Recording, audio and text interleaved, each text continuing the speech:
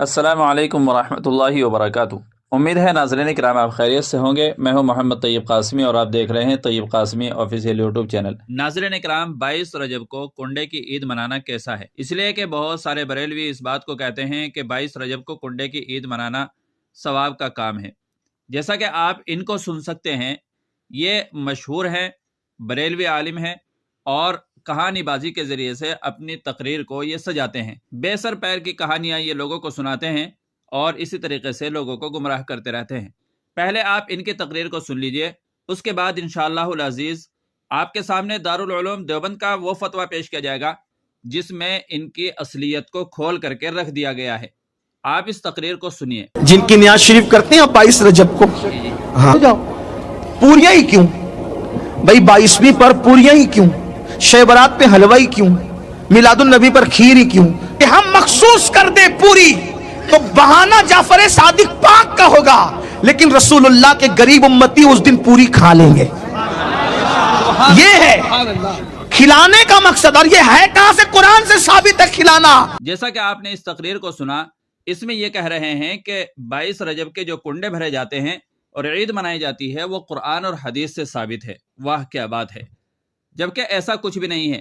اب چلیے اس سلسلے میں آپ کے سامنے مادر علمی دارالعلوم دیوبند کا فتویٰ پیش کر رہا ہوں، جس فتوے کے ذریعے سے آپ کو سچائی کا پتہ چل جائے گا۔ آپ اس فتوے کو خود بھی سنیے گا اور اپنے دوستوں کو بھی شیئر ضرور کیجیے گا۔ تو چلیے فتوے کا رخ کرتے ہیں۔ چنانچہ کسی سائل نے مادر علمی دارالعلوم دیوبند سے سوال کیا ہے، کیا کنڈے کی عید منانا صحیح ہے؟ محترم، مجھے جاننا تھا کہ بریلوی جو کنڈے کی عید مناتے ہیں کیا وہ صحیح ہے؟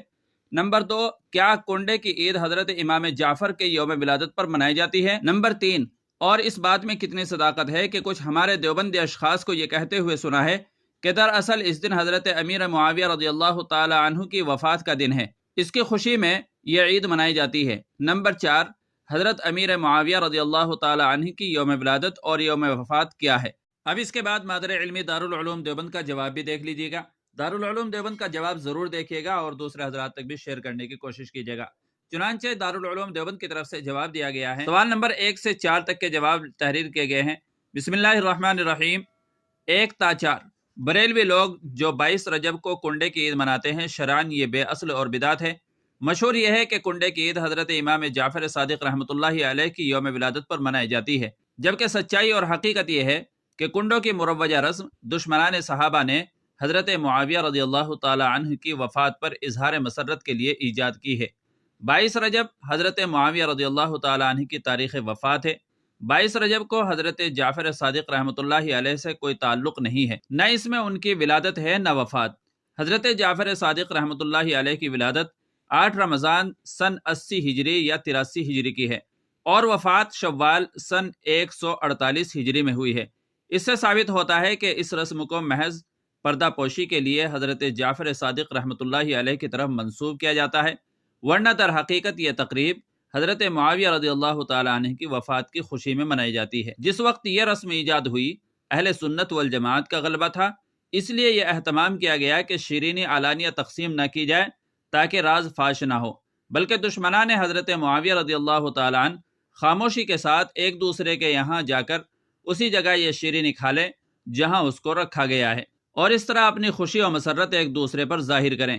جب اس کا چرچا ہوا تو اس کو حضرت جعفر صادق رحمۃ اللہ علیہ کی طرف منسوب کر کے یہ تہمت ان پر لگائی گئی کہ انہوں نے خود اس تاریخ کو اپنی فاتحہ کا حکم دیا ہے، حالانکہ یہ سب من گڑت ہے۔